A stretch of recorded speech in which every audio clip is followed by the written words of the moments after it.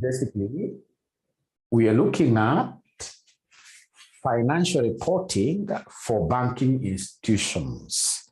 So a bank like KCB, how will it make its financial reports? How will the financial reports of a bank like Absa be looking like? This is very easy.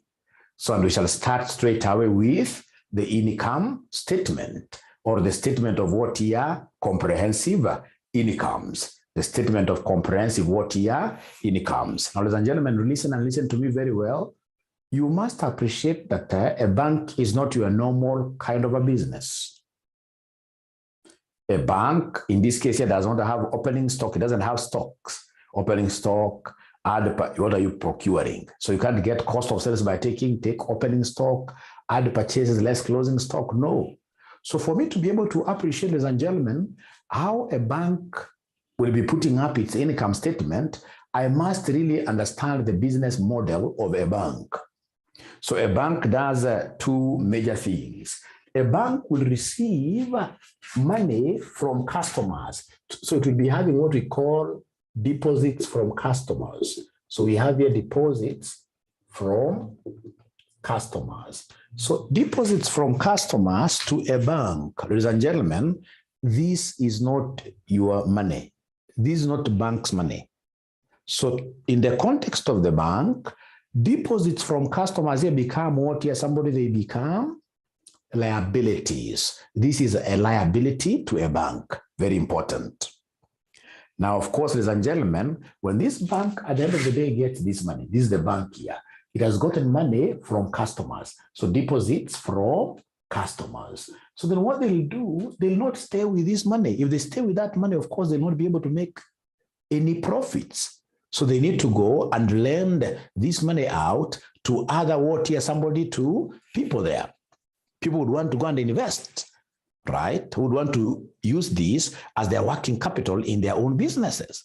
So, ladies and gentlemen, it means that out of this, we have created a pool that we shall be able to advance loans. So loans, in this case here, loans done what here? Loans advanced.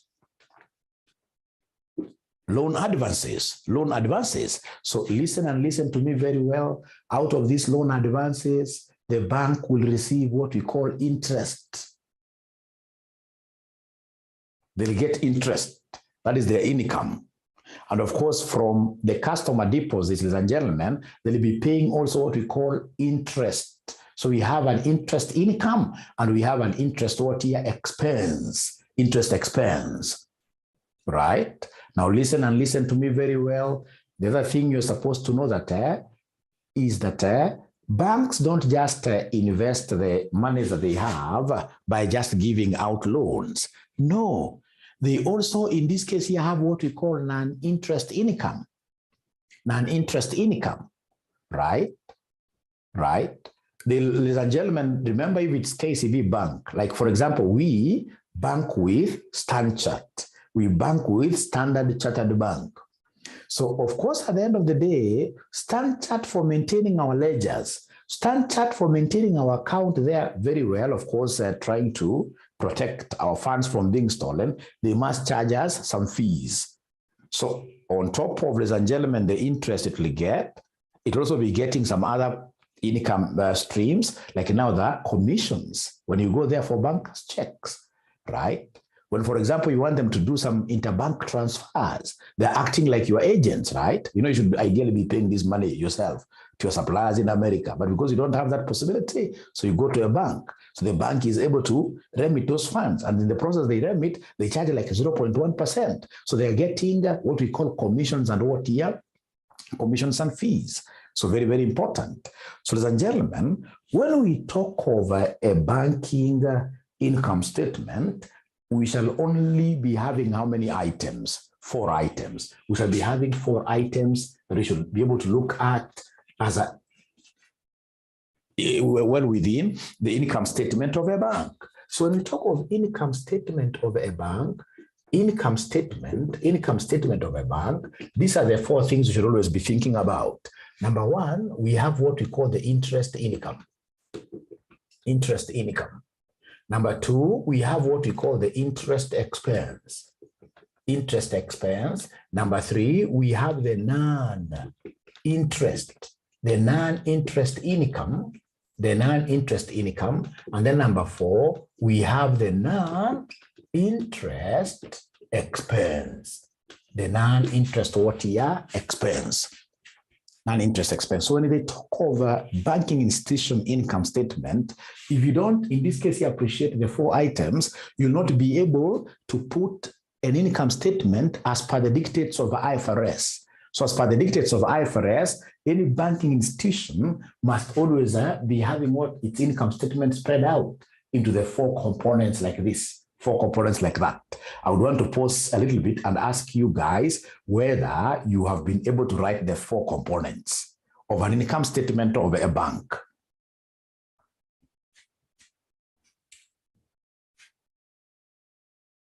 Yes.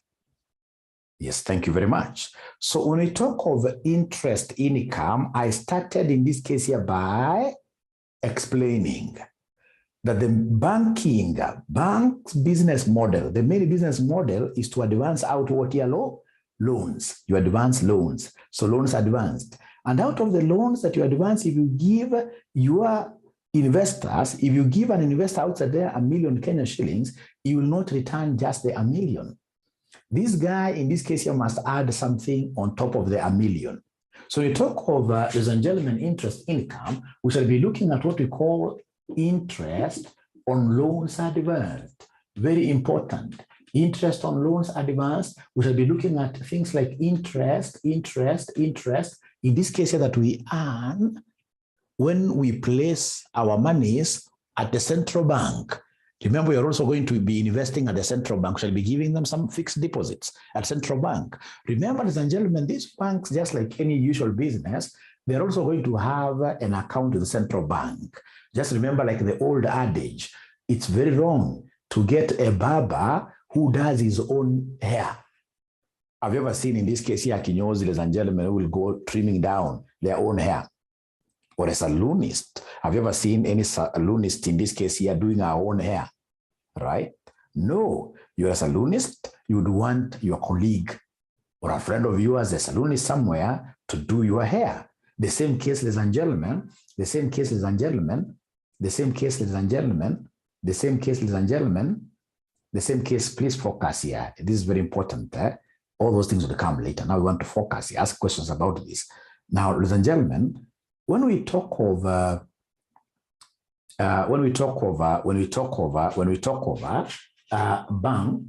banks will also, in this case here, go ahead and place monies at the central bank. So central bank will be paying them an interest. If it's KCB, it has placed some funds at central bank, right? Say 10 billion Kenya shillings. So at the end of the year, central bank must give it what here, some interest. Very important. Very important. So when you hear of interest in terms of what here, placement with a central bank, or interest arising out of you placing funds in other banking institutions. Remember, these banks, they've got what we call overnight lending, the placements overnight. So you get like KCB loaning, in this case here, Absa Bank, like 10 billion Kenya shillings for a week or for even a night like that. So they pay interest. So when you talk of interest income, we're going to be having various sources of interest what here? Income, various sources of interest income. Now, ladies and gentlemen, when we talk of interest expense, what have we said about interest expense? So interest expense, basically, we are looking at interest expense, ladies and gentlemen, basically, we are looking at interest expense. We are looking at what here, somebody. For the interest expense, we are looking at the customers who have deposited their money with us. We owe them. If they deposit money with us, especially for savings accounts, for fixed accounts, at the end of the month or at the end of the year, you have to pay them back their money when they come for it, or even if they don't come for it, you have to pay them their principal plus what your interest. So it's an expense on your side. It's an expense on your side. It's an expense on your side, etc. Now we come here to the non-interest income. What have we said about non-interest income? Now, these are those incomes you'll be getting, ladies and gentlemen, out of what here? For example, you are managing ledgers of your customers. So when you manage those ledgers, at the end of the day, there will be monthly fees. If you do something for your customers, on behalf of your customers, for example, like RCM Online College, ladies and gentlemen, we make some payments, right? For example, to CASNEB, etc. You see, ideally, we should have ourselves, in this case here, gone to CASNEB carrying our money. To CASNEB, we pay them. But because we want the bank to pay for us, perhaps in this case here, we need a banker's check. These guys will be charging some commission, little amounts in form of commissions. So we have commissions and what here fees falling under what we call the non-interest income. Non-interest income. And then now, ladies and gentlemen, we have here the non-interest what here? Expenses. The non-interest expenses, now we are looking at the operating expenses, the administration, the rent, etc., etc. etc, etc.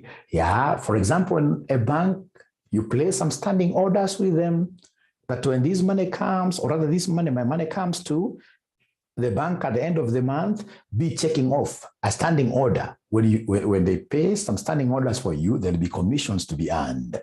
Ladies and gentlemen, please, here we are. Let's now look at a practical example. Let's look at a practical example here.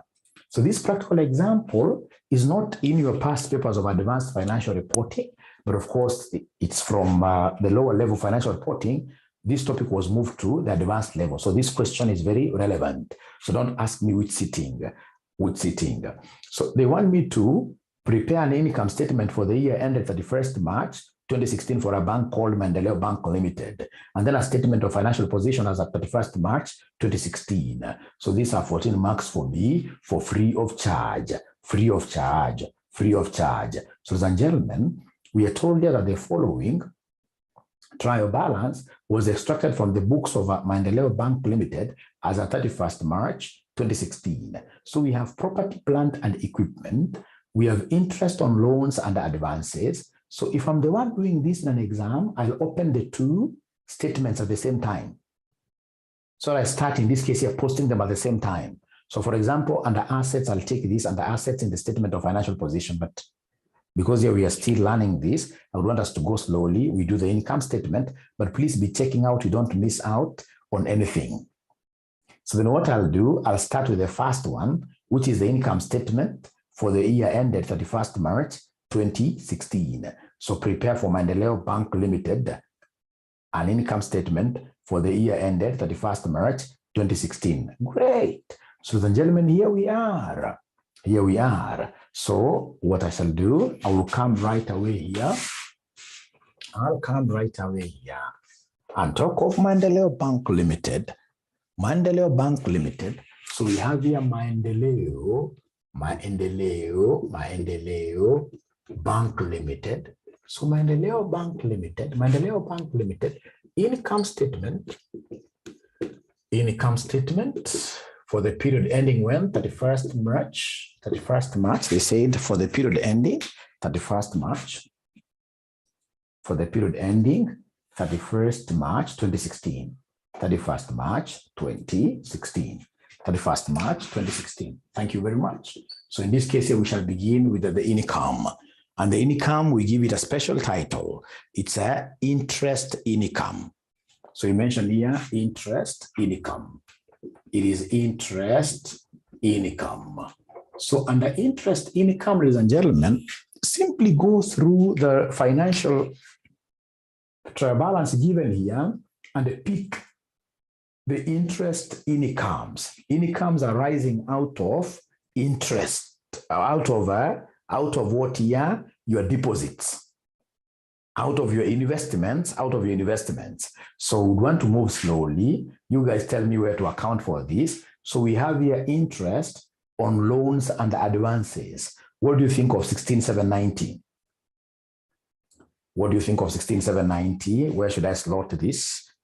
Interest on loans and advances. Please talk to me this morning. I would want you guys to talk to me quite a lot this morning, and that is why I basically brought you here.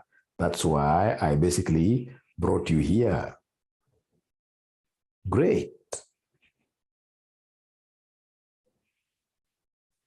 Thank you. I can see so many charts. So that is an interest income. Thank you very much. So we have interest on loans and advances So we have interest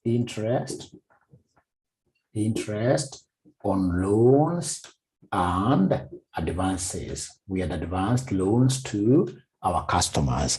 We have advanced loans of 16,790. So we have 16,790. However, there is an accrued interest. Look at note number 3.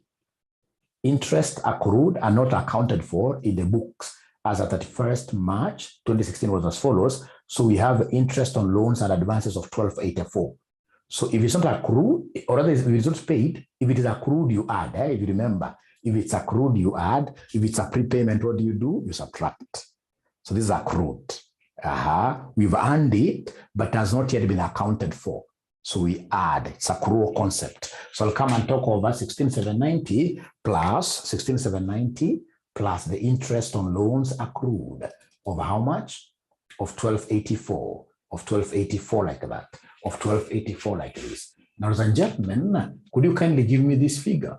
Could you kindly give me this figure? Is there somebody who is able to see this figure? Give me this total figure. So Irene gives me 18,074. 18,074. Thank you very much, Irene. Now from there, I will display. I will come here and display. I'll come here and display this question paper and ask you guys whether you are able to see other form of interests arising out of the bank called Maendeleo here, investing out there, where they are earning interest, I would want to hear from you guys. Are you able to see in this case here other situations where these guys are investing? Please check keenly.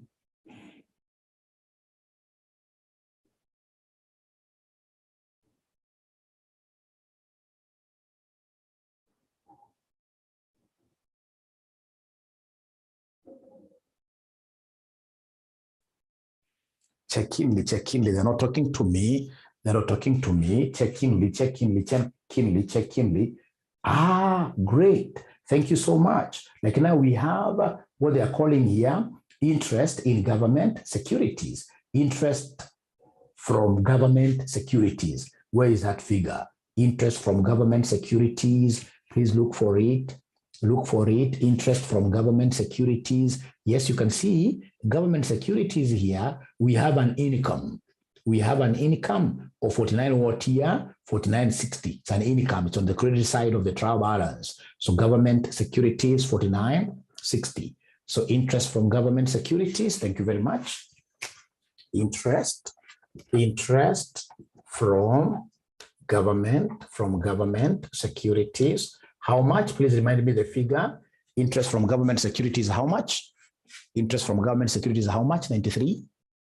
9536, Interest from government security, it's 9536, right? 9536, right? And then, ladies and gentlemen, I saw you guys mentioning interest from placement with other banks or in other banks. So they place money in other banks, ladies and gentlemen, then we need to earn some interest. So is there somebody who is able to see that interest? In this case that we shall earn when we place money with other banks? You can see an interest received on deposits and placements with other banks. How much are you able to see, ladies and gentlemen, here? How much are you able to see, ladies and gentlemen, here? How much are you able to see? In terms of interest on government, it's given up here. Interest on government security was given up here, 9536. It was given up here, right? It was given up here, right? 9536. So interest and a deposit, interest with the interest on deposit placed with other banks, from other banks, how much? Somebody give me a figure. How much? They're saying it is 7,600. You can see interest received on deposits and placements with other banks, 7,600. 7,600. Thank you very much. Now, ladies and gentlemen, are you able to see any other interest income in this question apart from the three? Are you able to see any other interest income apart from the three. This is your class, remember. It's not my class. This is your class. This is your class. This is your class. I can see, for instance, there is what we call other interest income. Is there anybody who is able to see other interest income? Other interest income. They're not seeing this. Other interest income. Other interest income of what here? 860. Thank you very much. So this is 860 like that. Other interest income. Yes. Other interest income. So we have here other interest income. So other interest income, I'm being given a figure of what here? 860. Other interest income. See here, 860 like that. 860. 860. So then, ladies and gentlemen, what you'll do, come and give us the total there. Please give us the total there. You need your calculator very well to give us the total in form of what here? The interest income. Total in form of the interest income. Total in form of the interest income. They are getting, how much are they getting? How much are they getting? 36,070. They're getting 36,070. 36,070. Thank you very much. 36,070. So 36,070. Once I get these, I will come very fast and look at the interest expense. So interest expense, now we are looking at, ladies and gentlemen, people who have lent us money, right? People who have lent us money. How much interest are we paying them in return? And of course, the primary investor here is the customer who has given me their money, the customer deposits. So in this case here, go ahead and give me the interest on customer deposits, or rather, I should give you a minute and then you try to identify this interest, what here the interest, what here the interest expenses. Try to identify them from here. Try to identify them from here yourselves. Take like 5 minutes to identify them, all of them.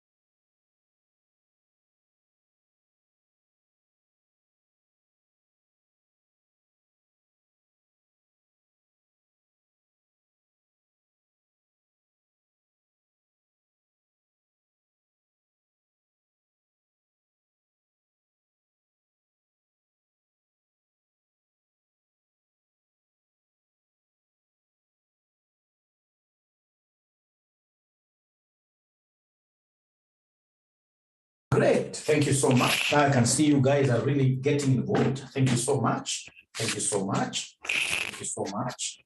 So I can see they have been able to identify. They have been able to identify.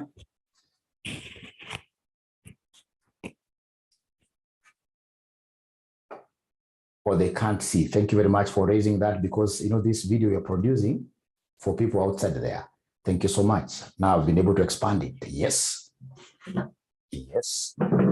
So what do we have here? So students have been able to raise these interest expenses. They have been able to raise the interest expenses. You can see from the charts here. Students have been able to raise these. They're telling me that the first one is the interest on customer deposits. Interest on customer deposits. Yes, that is an interest expense. So interest on customer deposit of how much? Are you able to see the interest on customer deposit? Yes, I can see here. It is what here, somebody interest on customer deposit. I can see 10,616. But you see there is an accrued interest on deposit.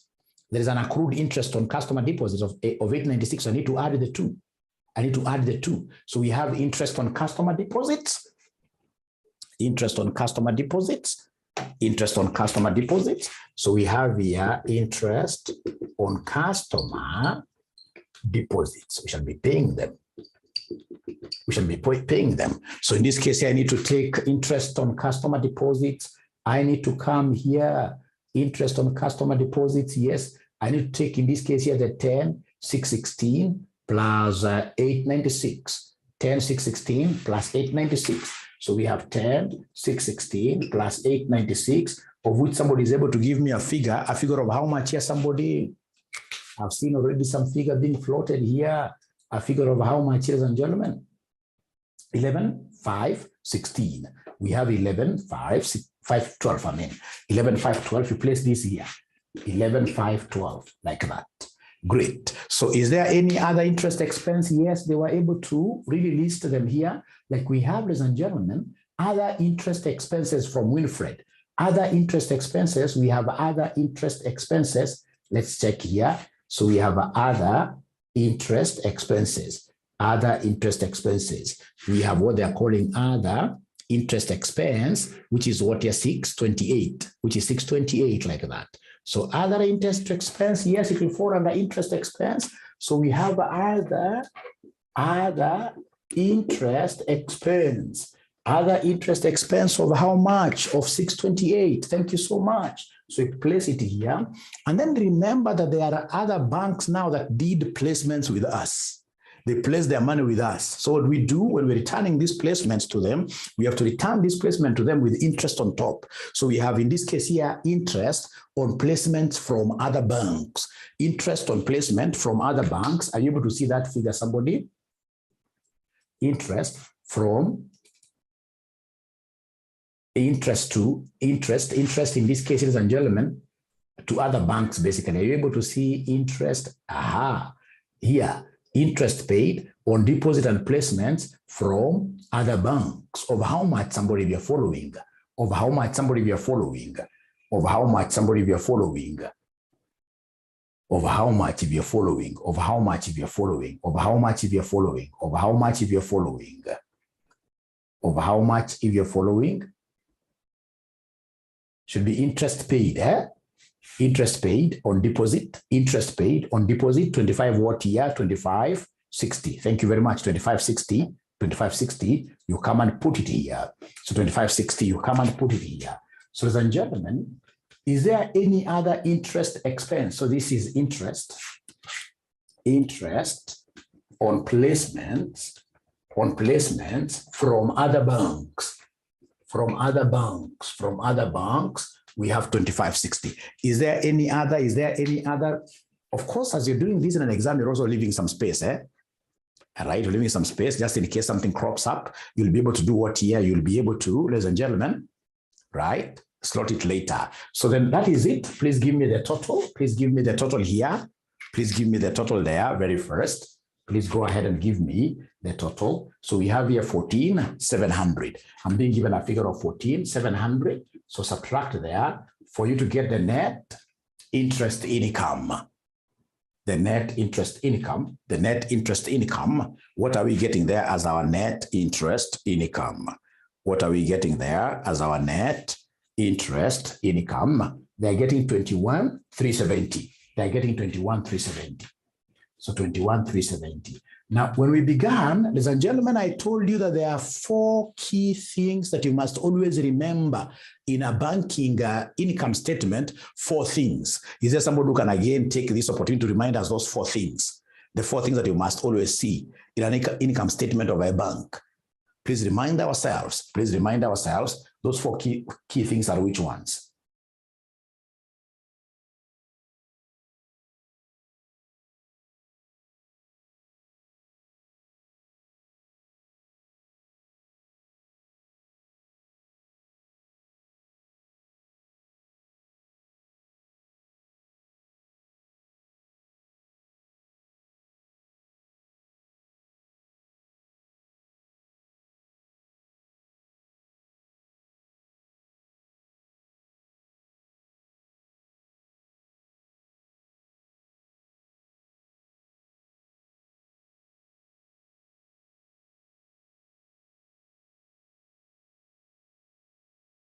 Quick reminder, you can see what this gentleman called Gordon has told us. We have the interest income.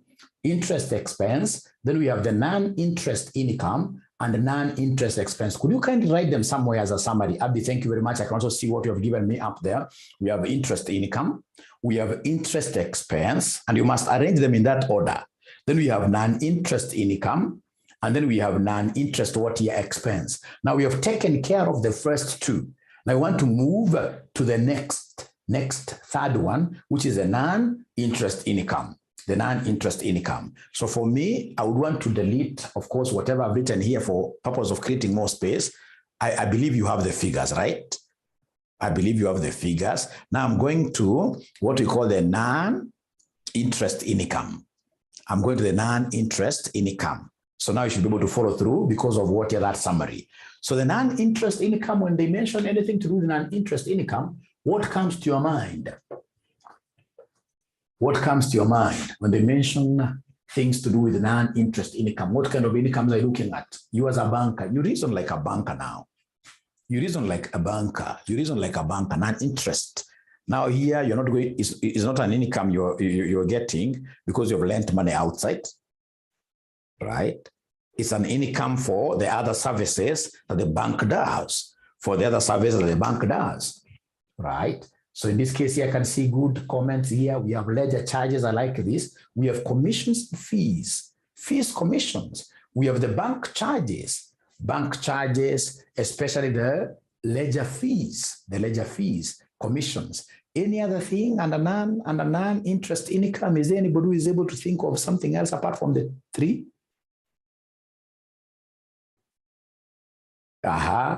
Foreign exchange gains, yes. Foreign exchange income. Foreign exchange income is what here is a non-interest income.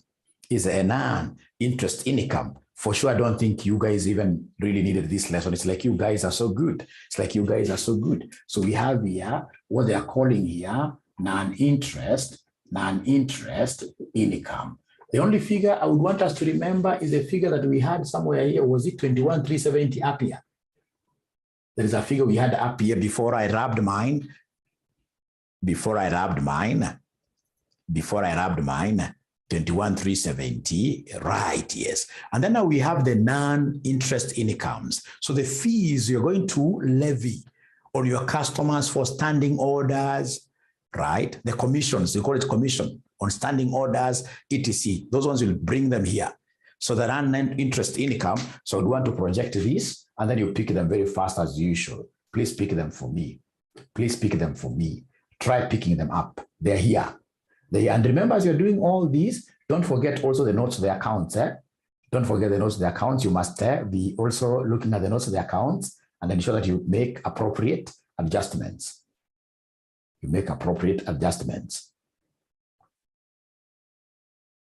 Remember, this is your lesson. It's not my lesson.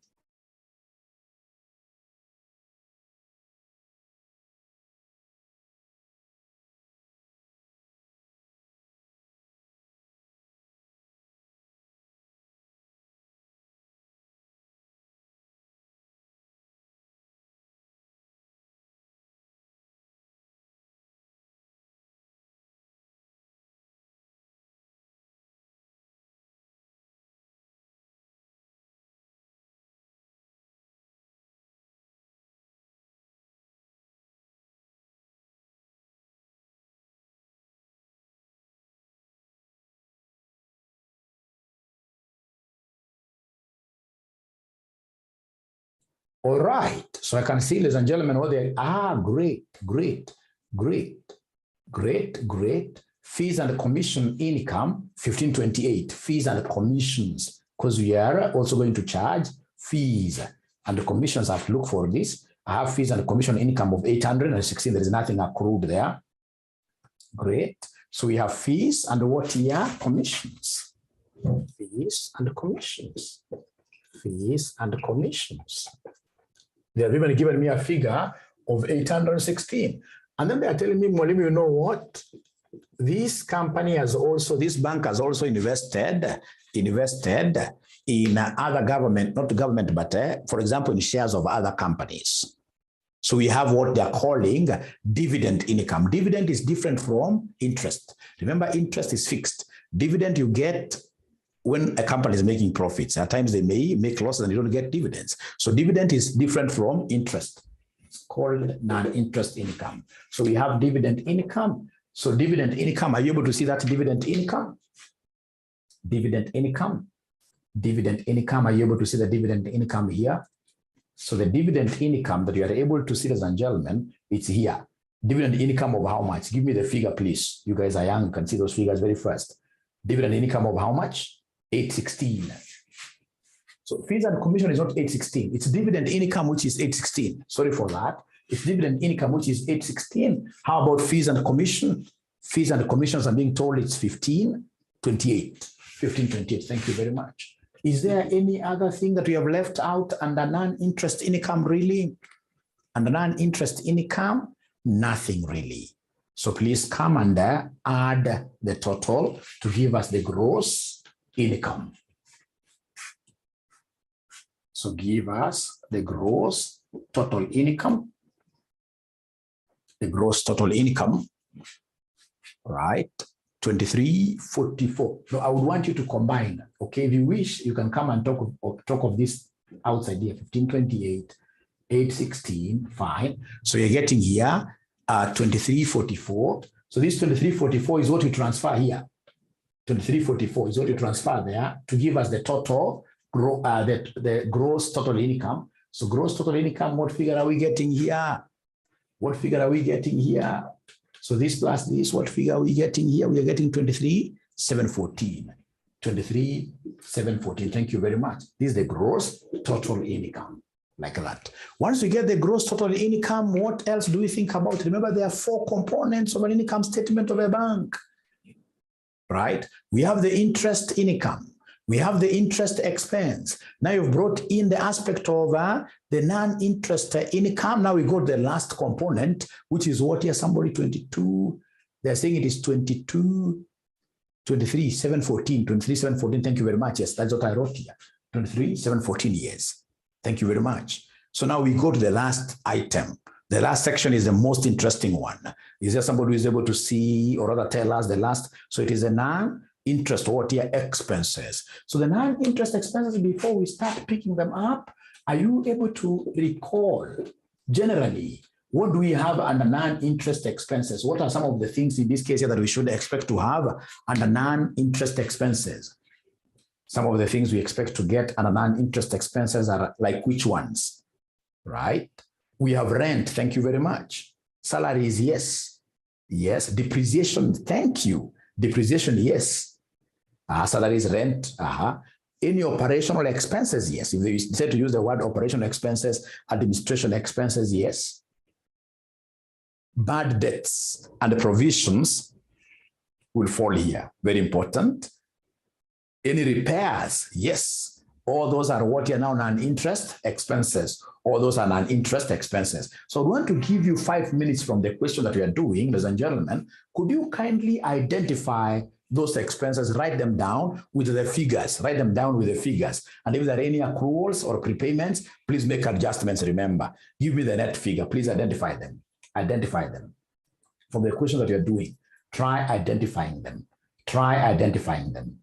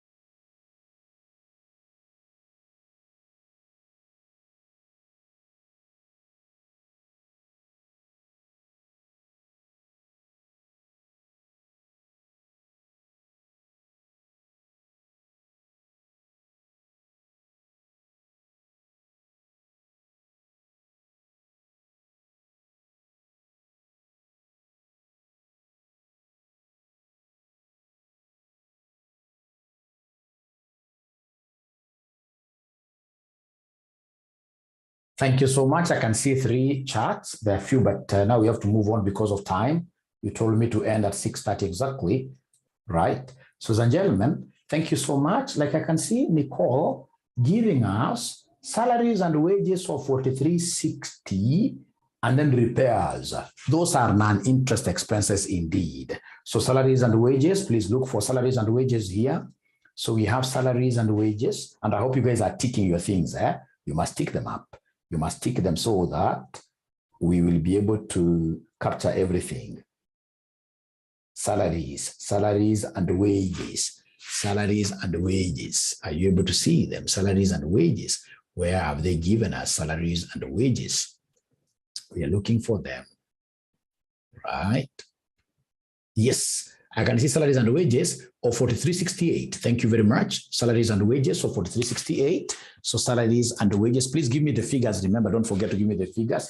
So we have salaries and wages, salaries and wages of how much?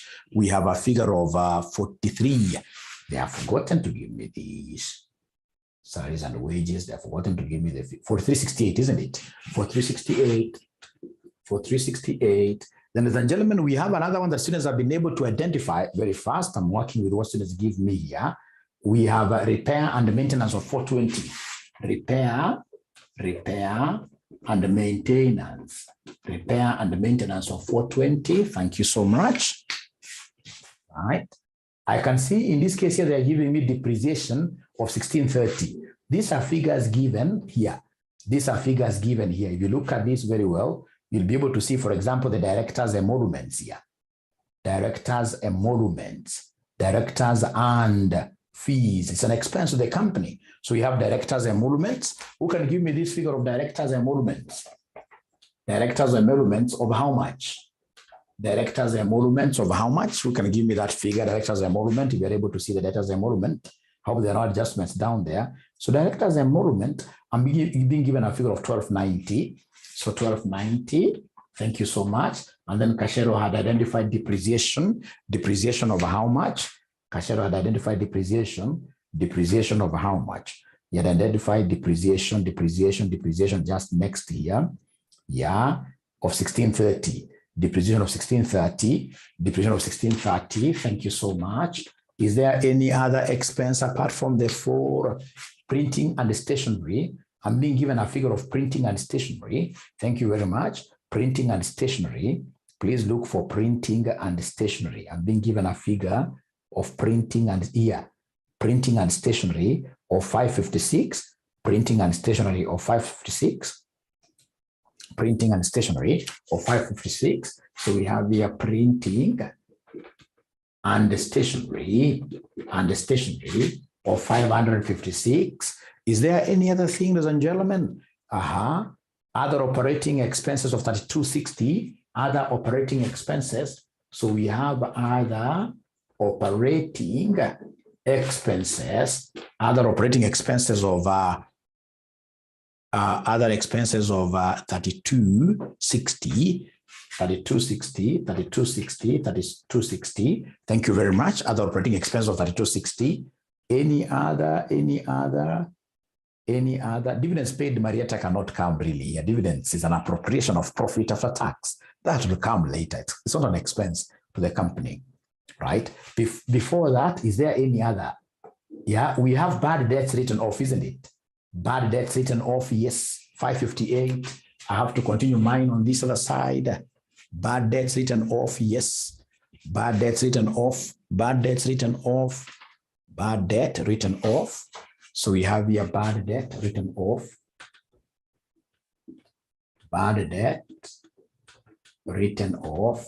So bad debt written off, I'm being given a figure of shillings what here? 558. Shillings like that. So I'm being given a figure of shillings 558 for bad debt written off. And then we have provisions, yes. But remember, for provisions, you always work with the increase. You take provisions at the beginning of the year, vis-a-vis provisions at the end of the year, and then you look at the increase or decrease. If it's an increase, it's an expense. If the provision decreases, it's accounted for under income, non-interest income. right? So, ladies and gentlemen, we have something very important here. We have something very important here called provisions. So provisions, they have told us here an analysis of data at the end of the year revealed that an additional provision of 3.7 million for non-performing loans should be made, right? Additional. So in this case here, are you able to see any? So the additions or provisions, ladies and gentlemen, provision for bad and doubtful debt is how much here? Is the 3.7 million. A provision of 2.1 should be made for tax. This is taxation. So provision, ladies and gentlemen, the thing that we need to do for provision is to take the 3.7. Provision, we have 3.7. Provision for bad debts. Provision for bad debts. Provision for bad debts. Provision for bad debts. We have a 3.7. So provision for doubtful debts. Doubtful debts. Increase, remember. We are working with an increase is 3,700. Is 3,700. So do we have any other expense? Please be keen. I'm again giving you 2 minutes. Don't talk of interim dividends, Frida, here really. We don't pay dividends as an expense. Please be very careful here. Be very careful here. Be very careful and look for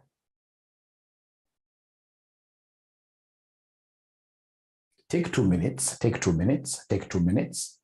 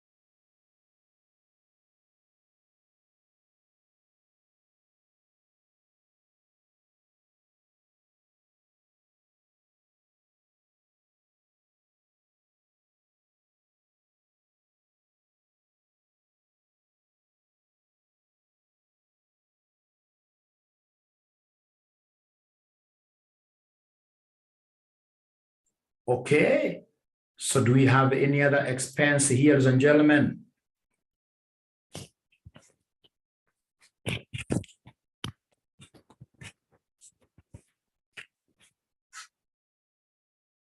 Do we have any other expense? Do we have any other expense? Do we have any other expense here? Do we have any other expense? So if there is none, could you kindly come and give us? Could you kindly come and give us? Could you kindly come and give us? Could you kindly come and give us a straight, ladies and gentlemen, our total amount? Give us our total amount here. Give us our total amount here. Give us our total amount. Give us our total amount. Give us our total amount. Give us our total amount. I'm told they are miscellaneous. This is miscellaneous accrual. It will go to the balance sheet, isn't it? It has been accounted for. It has been accounted for. Right? So we have here 15, 7 what here? 82. 15,782. So this 15,782, 15,782 is what now we shall come under 15,782. 15,782 is what we shall subtract from this 23,714. From the 23,714 is what we shall subtract. Is what we shall subtract from the 23,714 to get, in this case here, what we call profit before tax. To get profit before tax. Profit before tax, you take 23,714 minus this 15,782. Are you able to get a figure, somebody there? We are getting 79,32. 79,32, thank you so much. So this 79,32, So come and give us the tax element. If they give us, for example, a tax percentage, would have taken the tax percentage there straight away. Now, ladies and gentlemen, come here. The tax, what have they told us about any taxation? Tax. Is there anybody who is able to see tax? Tax. Is there somebody who is able to see the tax? Tax to be paid. Tax to be paid. Please talk to me. Are you able to see the tax to be paid? The tax in this case here that will be paid. They're not able to see the tax, these students. They're not able to see any taxation. No, they're chatting here. I can see the charts here. Number 2, a provision of shillings 2.1 billion should be made for tax like that. 2,100, yes. Right. So in this case here, we have taxation is 2,100. So taxation is 2,100. So 2,100, please subtract for you to be able to get what we call profit after tax. Profit after tax. So profit after tax. So profit after tax, please subtract profit after tax. They're getting 58.32. Now it's after getting this 58.32 profit after tax that we go ahead and make appropriations. We pay dividends. We pay dividends. So for dividends, remember dividends will come and less dividends. You'll come and less dividends. So dividends, what do we have? We have the paid dividends, and the proposed, isn't it? Both of them, you have to provide for them. So the paid dividends from the trial balance, are you able to see in this case here the dividends that we paid? Are you able to see the dividends that we paid? Dividends paid. Is there somebody who has got very sharp eyes? Anybody with, you can see the interim dividends here. How much? Interim dividends, how much? Interim dividends, how much? Interim dividends paid, 800. Thank you very much. So 800. Do we have any proposal to pay any further dividends? Apart from the interim? Apart from the interim, are there dividends that these directors have declared and they're proposed and declared here? Any dividends? You can see here, directors of the bank have proposed a final dividend at the rate of what here? 5%. At the rate of 5%. But now the question will be, it will be 5% of what? 5% of what? Is it going to be 5% of the profit after tax? No. It's going to be 5% of what? Your share capital. 5% of share capital, right? 5% of the share capital. So are you able to see the share capital here? Are you able to see the share capital here? Share capital, share capital, share capital. Look for the share capital, you good students of mine. Yes. So share capital, I can see it is 20,000. So then what is 5% of 20,000? So 5% of 20,000. So in this case here, we have proposed dividends. Proposed dividends. So proposed dividends, ladies and gentlemen, what we have here under proposed dividends, and the proposed dividends is 5% of 20,000.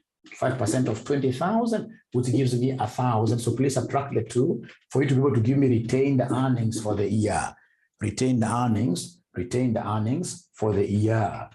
Retained earnings for the year. So retained earnings for the year, what do we have here? Retained earnings for the year. What do we have? Retained earnings for the year. Retained earnings for the year. So they're giving me a figure of 40.32. When I get these retained earnings for the year, what do I do? After getting retained earnings for the year, what do I do? After I get retained earnings for the year, what should we do? What should we do after getting retained earnings? Yeah, brought forward, isn't it? So in this case here, you add retained earnings brought forward from the previous year, isn't it? Add retained earnings brought forward. Add retained earnings brought forward. Add retained earnings brought forward. So retained earnings brought forward, have they given me the retained earnings brought forward at the beginning of the year? Retained earnings brought forward at the beginning of the year. Retained earnings brought forward at the beginning. You can see here. It is how much? It's here. It's here. How much are we talking about? How much are we talking about? They're not talking to me, the students of mine. Retained earnings brought forward. Retained earnings brought forward. Are they able to see a figure? Retained earnings, 49.60, right? So 49.60. So come and add here, 49.60, 49.60. Now from there, you'll be able to get the retained earnings for your balance sheet. Retained earnings carried forward, retained earnings that will take to your statement of financial position under equity. Under equity of how much? Of 89.92. 89.92. 89.92, like that, 89.92. 8992. So what I don't know, ladies and gentlemen, is whether they can spare like 10 minutes to do the balance sheet, the statement of financial position. It's very easy. Yeah, it's very easy. It's very easy. Great. Now move ahead then very fast, ladies and gentlemen. Mention there very fast. If you allow me, I'll come and rub the entire.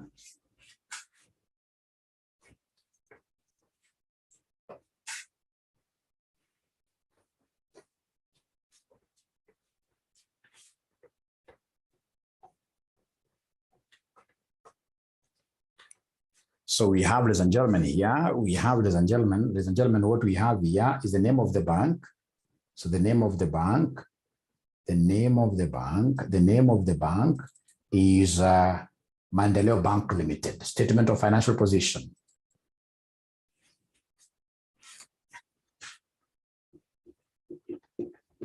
Maendeleo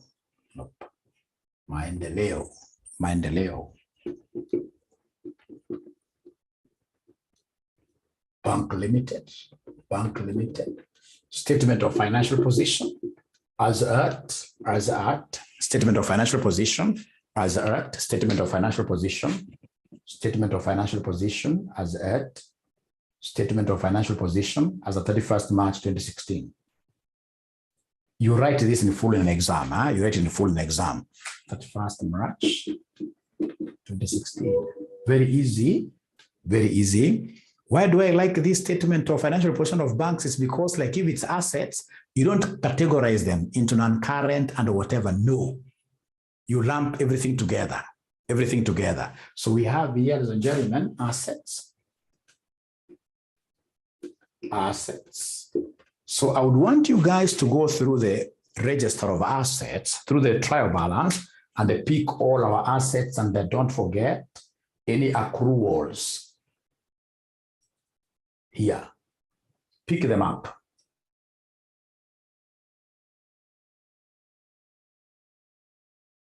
So I'm giving you exactly 2 minutes. Pick those assets, all of them, write them down.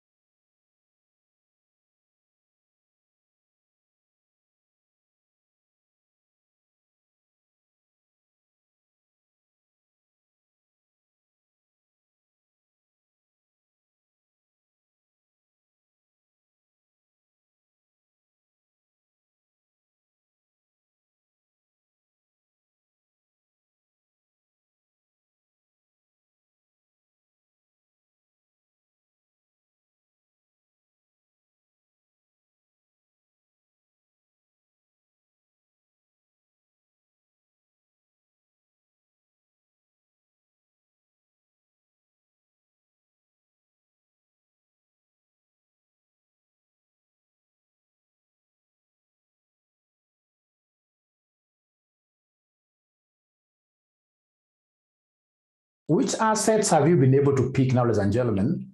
Which assets? Thank you very much. They're telling me, Mwalimu, we have property, plant, and equipment. You're right. So you have property, plant, and equipment. I wish I had this physical paper. When you have a physical paper, you're ticking, everything falls in place very easily. So we have this property, plant, and equipment of this amount, 28,854.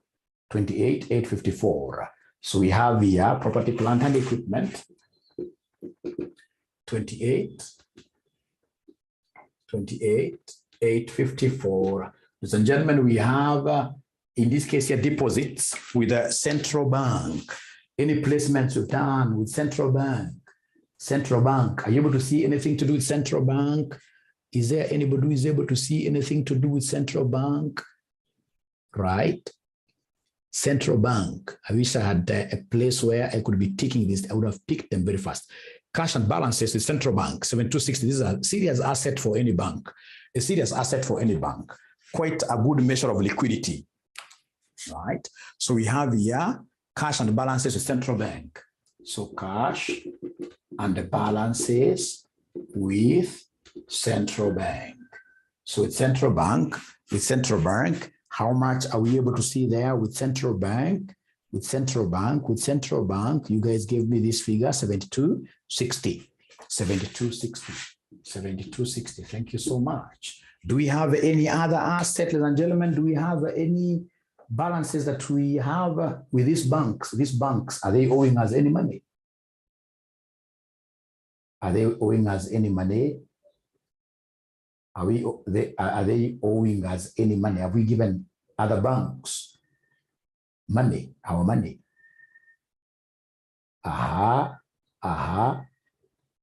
Placements with other banks. They're not answering my question.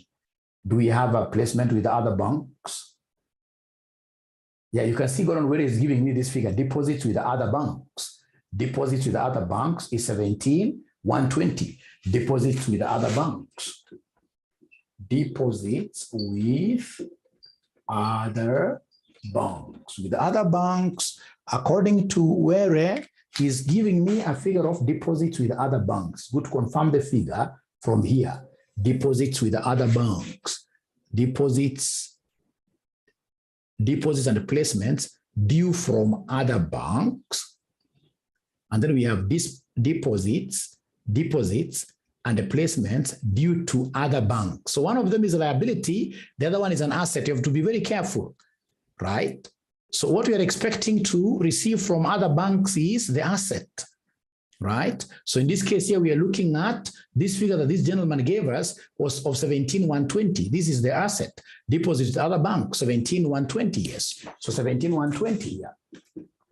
And then I can see a good lady called Abby has been able to remember a very serious asset. A serious asset that will be giving us incomes in the future. What we have advanced our customers, right? Loans to our customers. Are you able to see loans to our customers? Is there anybody who is able to see loans to our customers? Loans to our customers? Is there anybody who is able to see loans to our customers? They are not seeing this really. Loans and advances to customers of how much? Loans and advances to customers of how much? Somebody talk to me this morning. Talk to me this morning. Of how much? Yes, somebody? Of 135, 300. These are serious asset. 135, 300, 135, 310. So these are loans and advances. Loans and advances to customers. To customers. Thank you very much. Is there any other thing that you guys? Yes, I can see Nancy Kimati telling me government securities. Yes. So in this case here, we have bought government bonds or government treasury bills. Those are assets that will be able to give us an income in future. So we have government securities, 26,400. So government securities. So we have government securities. We have government securities. So we have government. We have government securities.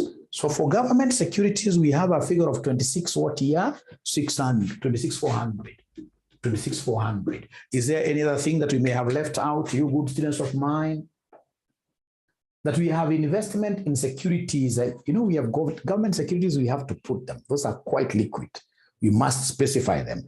And then from this student called Catherine, she's talking of investments in securities, general securities now. Are you able to see that figure really? Investment from securities, are you able to see that figure? Investment from securities, are you able to see that figure? Investment from securities, it's here. Investment in securities, it is here. Over how much, somebody? Are you able to see this figure really?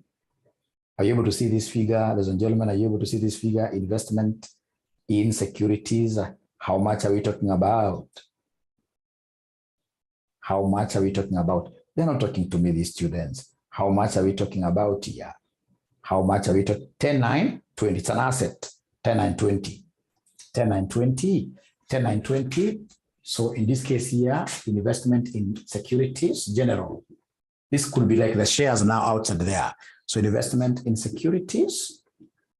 in securities. So we have here 10, 9, 20. Do we have any other asset that I may have left out, which you guys mentioned up here that I'm here to capture? Yes, I can see students who are talking about other assets, isn't it? That we have other assets of 10,600. So we have other assets of 10,600. Other assets of 10,600. Is there any other asset that we may have omitted? I hope you guys are ticking. I know you have printers at home. I know you have this paper here. You can look at this thing very easily. Yes, there is an accrued income. There's an accrued income that can easily be left out. There's an accrued income. There's an accrued interest. There's an accrued interest that can easily be left out. There's an accrued interest that can easily be left out from a balance sheet. You see, we have this interest accrued and not accounted for, right? So we have interest on loans and advances of 1284. So this is a interest receivable. It's your asset. It is your asset. When you receive this money, you'll be able to, it's your asset. So interest receivable, this one, of course, for many students will leave it out. Interest receivable of 1284. Interest receivable of 1284. Interest receivable of 1284. I think now we have captured really most of them. And in case we don't have all of them here, we shall be able to see what to do. So interest receivable is 1284. So could you kindly give us the total amount now? What is the total assets figure? The total assets figure. Somebody is raising something to do with the other assets. I have these already. Other assets, I have these already. Thank you very much for bringing up that. Already I have that. So come and give me the total assets. So total assets. So you can see banks are quite easy because for assets, you don't categorize into current and non-current. We don't categorize. It's about putting in things here. Putting in things here. So total assets, who is able to give me the total assets amount?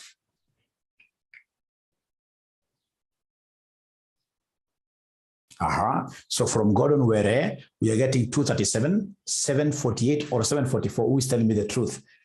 237, 237, 237, 237, 748. Jackie has confirmed the 748. Thank you very much. 748. So we have our total assets. You double underline like that. If I had enough space, I would have continued there. But I don't have enough space. So in this case here, what I'll do, I'll rub mine. But of course, I know that the next section should be the section of equity and liabilities. Equity and liabilities. Equity and liabilities. So it's supposed to be 237.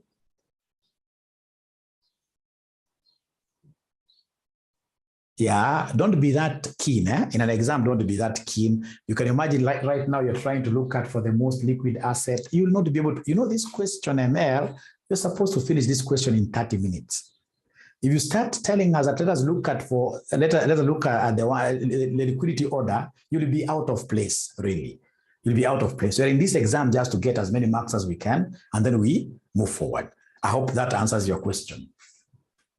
It will be very hard for you to start telling us that interest receivable is quite liquid, then it will be very hard, really. I don't want to go there.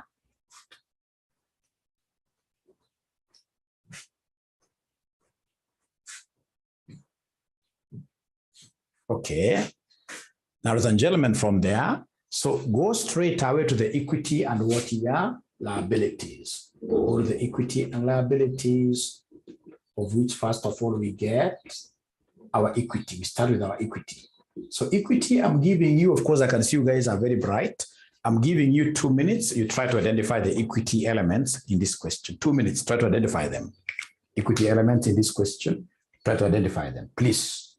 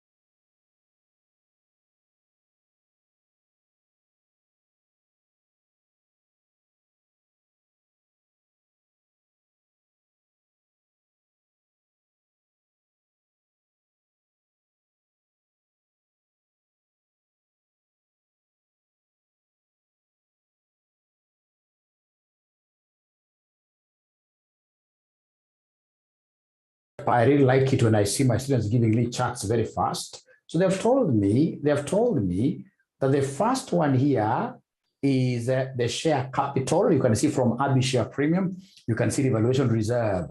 Let's look at the share capital. Share capital, we have a share capital here, 20,000. Thank you very much, 20,000. And then we have some revaluation reserve, which automatically hits onto my equity. Revaluation reserve, I can see, yes, revaluation reserve of 4960, right? And then I can see share premium down here. Share premium of how much? Is it 1528 or 6,000? I can't see very well. You guys are young. Share premium of 6,000 years. Thank you so much. You guys are bright. Although you forgot one thing, retained earnings. Nobody remembered retained earnings. Nobody remembered retained earnings. It will hit automatically. I can see Jackie there. Retained earnings will hit your equity account. So let's write those things. So we have share capital. So we have share capital, 20,000. We have share premium. Share premium, you've given me a figure of 6,000. We have revaluation reserve. Revaluation reserve, I've forgotten the figure. And then we have retained earnings brought forward. Retained earnings for the year carried forward. Retained earnings for the year. These I remember vividly. It was 8992. Revaluation reserve, you have to give me the figure. Evaluation reserve of 4960. Thank you so much. Could you kindly give me the total equity? Could you kindly give me the total equity? Is there somebody who can give me the total equity here?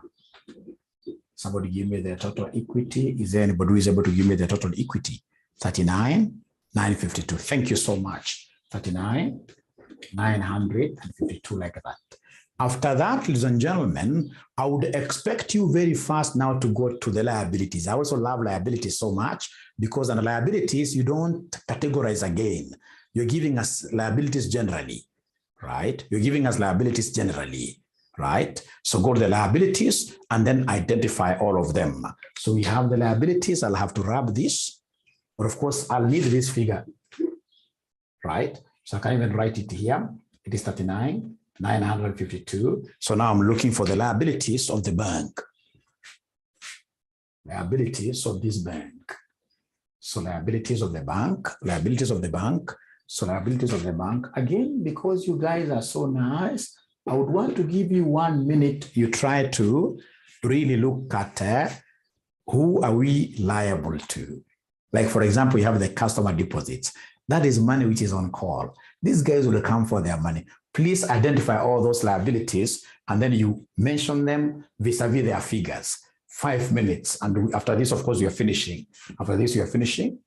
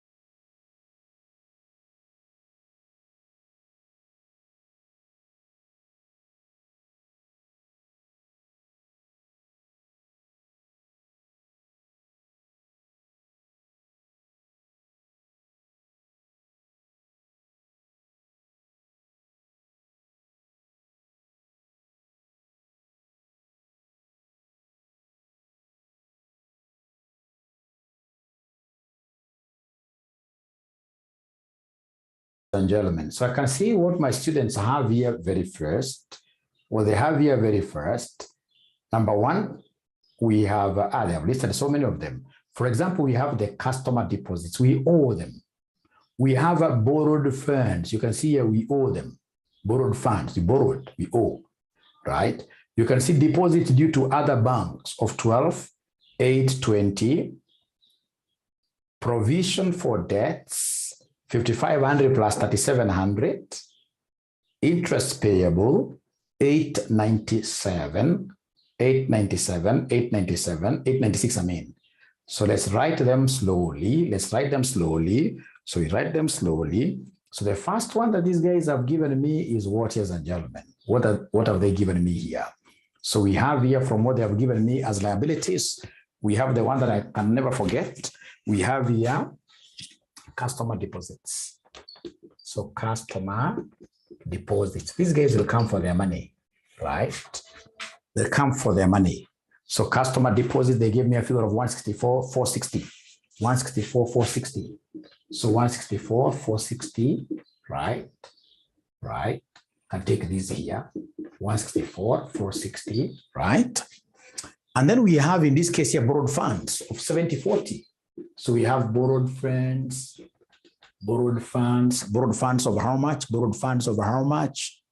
Borrowed funds of how much? Borrowed funds of 70,40. 70,40, right? I can see from Abby, we have deposits due to other banks. They had placed money with us. So in this case here, deposits due to other banks, What also they call placements from other banks, placement from other banks. How much are they talking about? According to Abby, we have 12,820 deposits due to other banks. They're here. Deposits due to other banks. They're here. Deposits and placements due from other banks. They've given us money, right? Right. What else do we have here as an obligation? What do we have? What else do we have here as an obligation that we must pay at the end of the year? At the end of the year, ladies and gentlemen, the other thing that I'm able to see very fast that most of you will forget is this interest on customers' deposit. It has been accrued, but has to be paid. 896. Is there anybody who remember this? Is there anybody who remember this? Let me check. Yes, interest payable, 896. Nancy Kimathi was able to remember this. Interest payable, 896. So we have interest here, payable, interest payable of 890 what year? 886. Interest payable of 896. 896. Is there any other? Oh, even Nicole remember this. Yes. So we have also tax that has to be paid. Current tax, we have current tax of 2,100. We have a tax here of 2,100. We have a tax of 2,100. We have a current tax of 2,100 here. In note number 2, a provision of 2,100 should be made for tax on the profit for the year. So of course, subject to confirmation, but at least it is there. So 2,100, you guys are right. 2,100, you guys are right. So in this case here, interest payable is 2,100. 2,100. Thank you so much. So in this case, ladies and gentlemen, we have here miscellaneous accruals. Thank you very much. Miscellaneous accruals. So miscellaneous accruals, they're giving me a figure of 200 what year? 280. Miscellaneous accruals, they're giving me a figure of 280. There is a dividend. Do you remember dividend? There is dividend we have promised, which you must pay. Do you remember there is a dividend we have proposed, which you must pay? The final dividend, isn't it? Thank you very much, Willie. There is a final dividend proposed. It has not been paid yet. Right? So final dividend, how much was it? Was it 1,000? Right? Was it 1,000? Dividend, final dividend. So final dividend. Final dividend over 1,000. So is there any other thing we have left? Is there any other thing we have left, ladies and gentlemen? Is there any other thing we have left here? Is there any other thing we have left? Gordon Ware, no. Gordon Ware, no. Are you sure, Gordon? What of the provisions for doubtful debt? What of the provisions for doubtful debt? What do we do with them? What do we do with them? Yeah. So please look at the register again very well. Look at the register again very well. And then in this case here, you tell us exactly what to do. Right? Look at this register very well. Look at the register very well. See whether there is anything we have left out. See whether there is anything we have left out.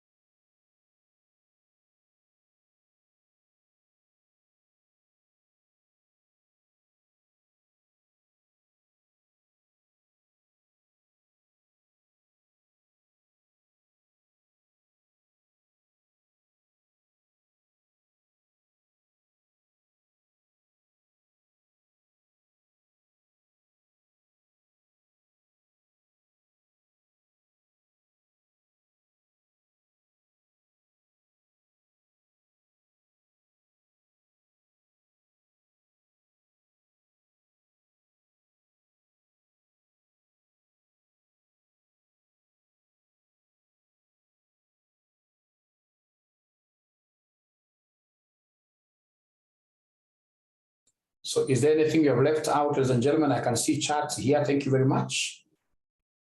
We prepare for work. Is there anything you have left here? Anything you have left out? Anything you have left out? Anything you have left out? No. Please give me the total here. Give me the total here. Give me the total here. Give me the total. I'll explain about those specifics you guys are talking about, the specific and doubtful debt. Explain about them. Give me the total. So Irene tells me it is 197,796. 197. Is that true? 197, 796. 796. Is that true? Is that true? Can somebody confirm this figure? Can somebody confirm this figure really? Someone else to confirm this figure. Someone else to confirm this figure.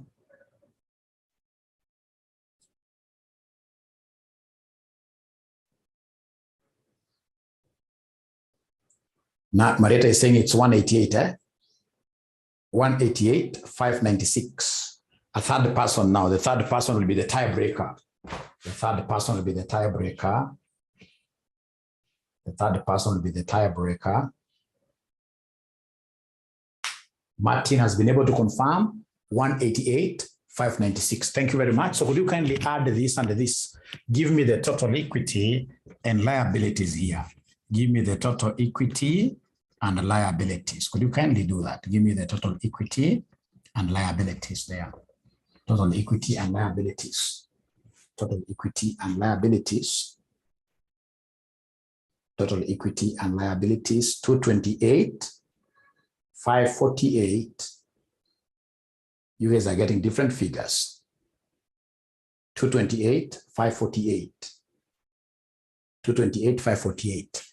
228,548. Is this figure familiar? Is this figure familiar? Is this figure familiar? Have you ever seen this figure anywhere? Is this figure familiar?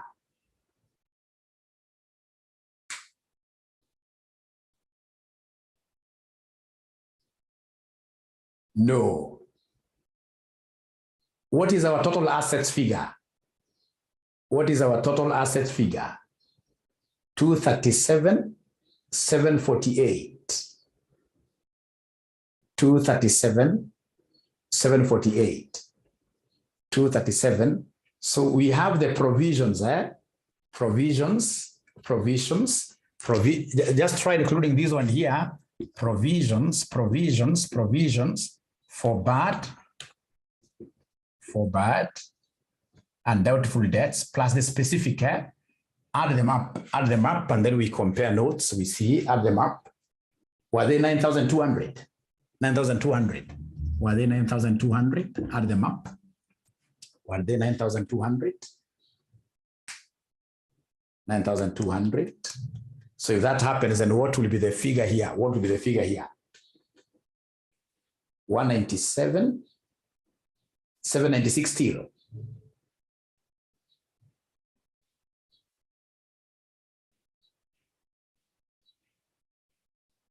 So there is no change. You want to mean there is no change, 197, 796.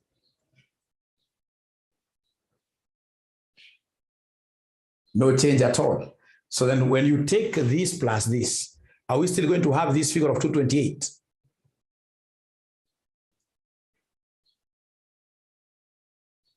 Well, you had included, Students are telling me that they had included. Total is supposed to be 237.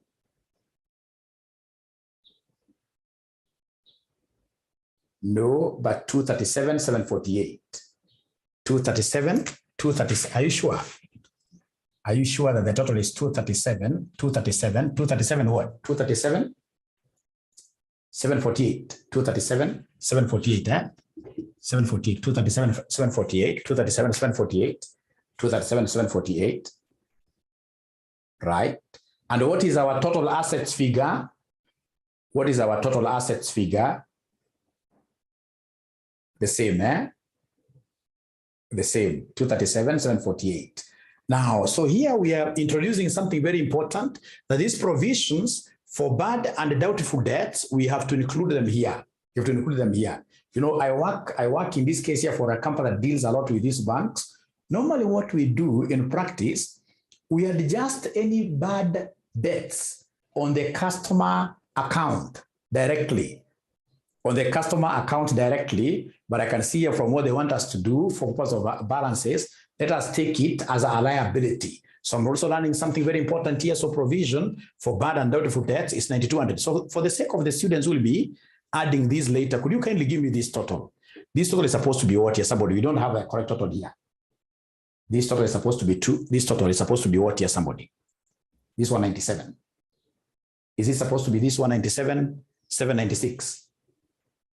Oh, this one, right? That's after including the 9,200 after. So this 197.7, does it include 9,200? Does it include 9,200? Yes. And then now 39,952 plus this 197. Is it the one that is giving us now the 237?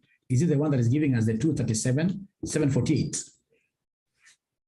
Yes. So I can see most of you are saying you are going, you need to prepare for work. So it has been a pleasure, of course, hosting you. I would only want to be left with a few students that I can now take to the practical. I would want to display an income statement and a statement of financial position of KCB Bank.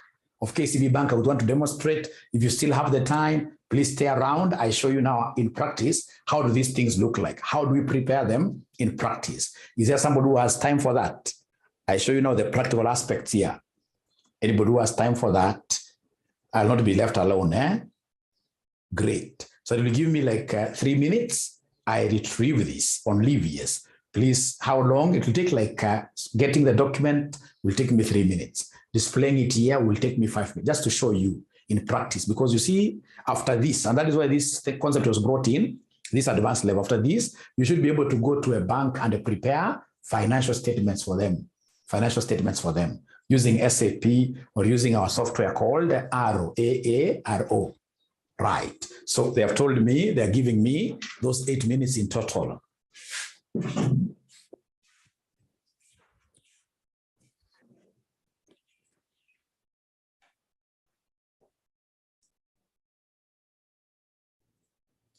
Great. So I hope you guys are still with me here. Right. So this is the year 2020 integrated report and financial statements. So this is quite key for you guys who are doing advanced financial reporting. What's an integrated report? An integrated report, ladies and gentlemen, basically is the financial reporting framework where we present our financial performance on the 3 P's framework, 3 P's framework. We have to say something about profit. We must say something about how good we were to the planet and how good we were to people. Right? Integrated reports. Remember, integrated reports also, when you are mentioning something to do with your capital, you must disclose what we call the 6 C's, the 6 capitals. So basically, you are looking at both the qualitative and the quantitative financial performance, putting them together through what we call an integrated report. We have very few companies that have been able to prepare integrated reports in Kenya. We have KCB Bank, we have EABL, we have BAT, we have Sasini in the agricultural sector, very few. But remember, CMA, Capital Markets Authority, wants all listed companies here to prepare integrated reports where they have to give their social impacts, their governance structures, with the chairman, who is the CEO, do they know their roles, right? The related parties, basically, how do they operate, right? And then, of course, we have governance, or rather environment. So we have a social governance, environment, plus the financial statements now. The financial statements should come at the end, because really, they are not the main thing. And the integrated reporting, we are looking at longevity of an organization. And if you want this organization to stay in the long term, you must be very good to your customers. You must look at the qualitative aspects. You must be very good to your employees. It is, so you can see about this report, the KCB Group PLC integrated report and financial statement 2020 is our statutory and regulatory reporting disclosure. It comprises information about activities. Look at this. You'll be asked this in your exam. Activities, strategy has to be shown. Approach to operating responsibly, financial and non-financial results for the period of January 1st, 2020 to December 31st, 2020. The aim is to comprehensively report to our existing and prospective investors in an integrated way to reflect how the organization operates. If I knew who is the CFO of KCB, this is a very good person. A person who does that kind of introduction. This is somebody who should be getting like 2 million Kenyan shillings a month. So they've given us the framework very well. The report has been prepared in compliance with global best practice and the prudent accounting frameworks. It is aligned to the provisions of the Companies Act 2015, Capital Markets Authority guidelines, the National Securities Exchange NSE listings manual, and the Central Bank of Kenya, who is our regulator. This report is also in compliance with International Integrated Reporting Council, IIRC guidelines. The group's annual financial statements were prepared in accordance with International Financial Reporting Standards, IFRS.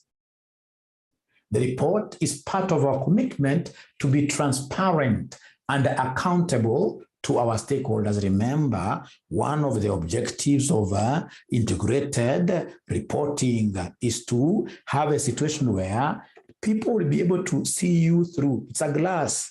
You need to be very transparent. We've got nothing to hide. These are the taxes. This is our business model, right? These are our strategy. We show everything. The group constantly considers whether there are additional reporting frameworks or metrics we could use to enhance our disclosures. Assurance, who did the audit? The annual financial statements for the group KCB Bank Kenya, National Bank of Kenya, remember these guys were acquired, NBK, KCB Bank Tanzania, KCB Bank South Sudan were audited by Ms. PricewaterhouseCoopers.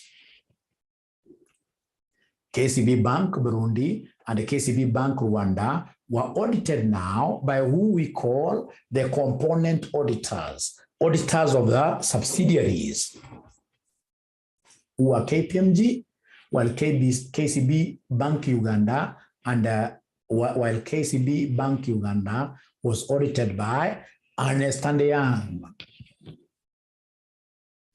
So you can see here under the governance, who governs us, right? And remember, they are doing this in both English and Kiswahili. It's the regulator who says that. And that is why you guys also have to keep on, in this case, you're working on your Swahili, because it's a medium of what here? Presentation. A review of our strategic themes. We have the corporate governance statement. It was quite unfortunate that CASNEB removed corporate governance from leadership and management. It's something they need to bring back, right? And then we have the financial water statements and notes to the accounts, page number 88. So page number 88, financial statements and notes. They are here. I hope my recording is on, because I'm also doing this for the sake of my students. So you can see these are creative. CFO, of course, is not working alone, he's working with a team, but the team leader takes all the credit. So you can see they're trying to show us numbers here from nowhere, just the theme, the corporate colors. They're showing things here which can indicate that things are not very bad, right? So we have the corporate information, report of the directors remuneration report. You must always show this statement of directors' responsibilities, etc. The most important thing will be for us to go to the income and the income of the bank. The income of the bank, that will be so interesting to us for this class. But later on, when we get time, if you can give me like an hour, even if it's after your exams, I would want to show you how annual reports of these big corporates are done. How annual reports of the big corporates are done. Now, ladies and gentlemen, here we are. Ladies and gentlemen, here we are. I would want us to go straight away to page number 108.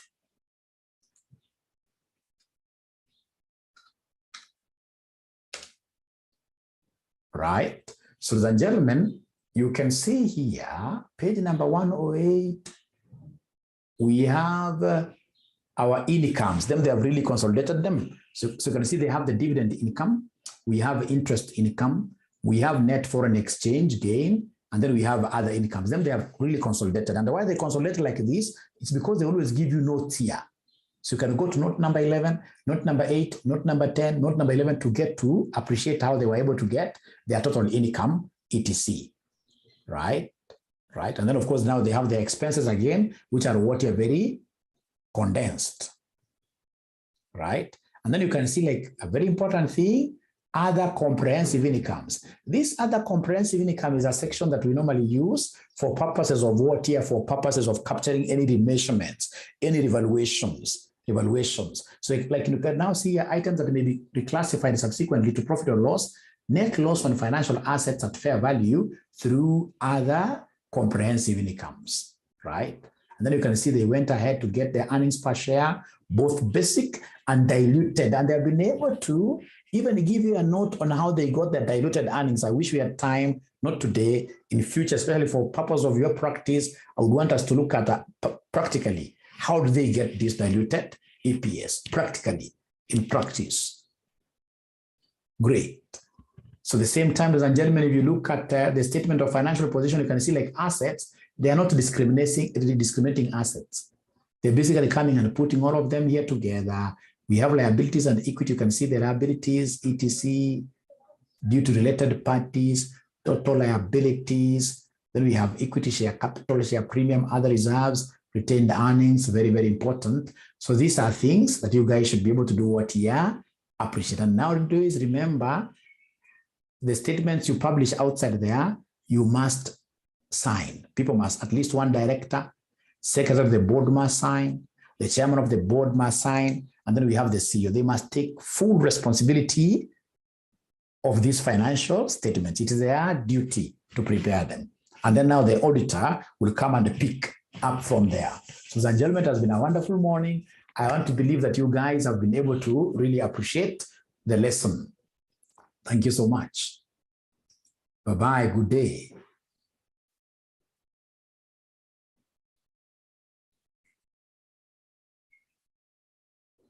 Good.